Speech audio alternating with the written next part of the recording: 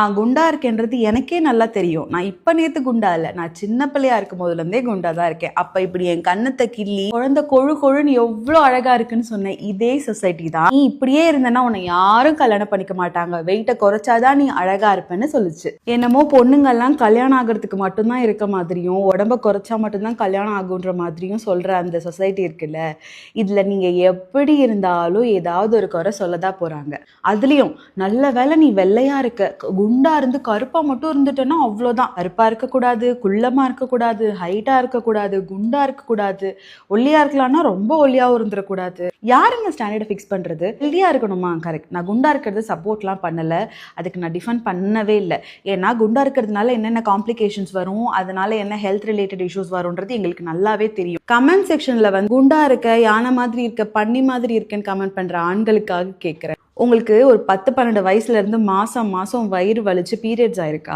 அந்த பீரியட்ஸோட ஸ்கூலுக்கு போய் எக்ஸாம் எழுதி படிச்சு கிடிச்சு வேலைக்கெல்லாம் போய் அப்பவும் நீ குண்டா இருந்தனா கண்டிப்பா கல்யாணத்துக்காக நீ உடம்ப குறைச்சே ஆகணும்னு குறைச்சிருக்கீங்களா? கல்யாணம் ஆனதுல இருந்து மாசம் மாசம் யாராவது உங்ககிட்ட வந்து குட் நியூஸ் இருக்கா, குட் நியூஸ் இருக்கா, தலைக்கு ஊத்திட்டியா, என்னாச்சு ஏதாச்சு, பிரெக்னன்சி பிளான் பண்றீங்களா, எப்ப குட் நியூஸ் சொல்லுவ, சும்மாதான் இருக்கியான்னு யாராவது உங்களை கேட்டிருக்காங்களா? அப்படி பிரெக்னென்ட் ஆனதுக்கு அப்புறம் மாசம் மாசம் பாடியில நடக்கிற சேஞ்சஸ் எல்லாத்தையும் கோத்ரூ பண்ணிருக்கீங்களா? 9வது மாசம் முக்கி நார்மல் டெலிவரி ஆகாம சி செக்ஷனுக்கு போய் வயிற்று கிழிச்சு குழந்தைய வெளியே எடுத்து உடனே ஃபீட் பண்ண முடியாம தவிச்சிருக்கீங்களா? சி செக்ஷன் ஆன அடுத்த நாளே எந்திரிச்சு நடந்திருக்கீங்களா? டெலிவரி ஆனதுக்கு அப்புறம் கண்டினியூஸா ஒரு மாசத்துக்கு உங்களுக்கு பீரியட்ஸ் ஆயிருக்கா? இதுக்கிடையில பிறந்த குழந்தை எதுக்கு அழுதாலும் பாலுக்காக தான் அழுது, உனக்கு பாலே வரல, நீ எல்லாம் ஒரு அம்மாவா, நல்லா சாப்பிடு, அப்பதான் பால் சுரக்கும், அப்பதான் நீ ஃபீட் பண்ண முடியும், அப்பதான் குழந்தை நல்லா வளரும்னு இருக்கிறவங்க எல்லாரும் சொல்லி கண்ணா பின்னான்னு சாப்பிட்டு வெயிட் ஏறி இருக்கீங்களா?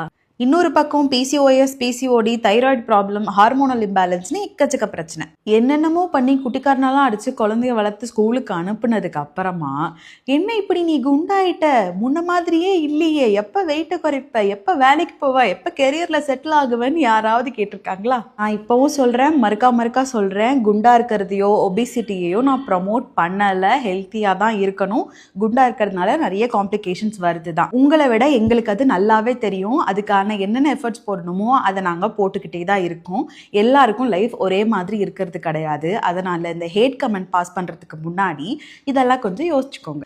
என்னதான் இவ்வளோ மோசமாக பாடி ஷேமிங் கமெண்ட் பாஸ் பண்ணாலும் என்னோட கான்ஃபிடன்ஸ் உடஞ்சு போகாத மாதிரி தான் நம்ம எவ்வளோ பக்கமாக பேசினாலும் சில பேரை திருத்த முடியாது. அதனால் நான் கூற வருவது, வாழ்க்கையில் எந்த விதமான டிஸ்கிரிமினேஷன் பண்ணுற எப்பேற்பட்ட மக்களாக இருந்தாலும் அவங்க கிட்ட இருந்து ஒதுங்கி வர்றது தான் நமக்கு இருக்க ஒரே சாய்ஸ். நமக்கு இருக்கிறதோ ஒரே ஒரு வாழ்க்கை. அதனால உங்களை சுற்றி நல்ல மனுஷங்களை வச்சுக்கோங்க, மனசுல நல்ல எண்ணங்களை வச்சுக்கோங்க. எண்ணம் போல் வாழ்க்கை. தேங்க்ஸ் ஃபார் வாட்சிங். Happy mummy, happy baby, by.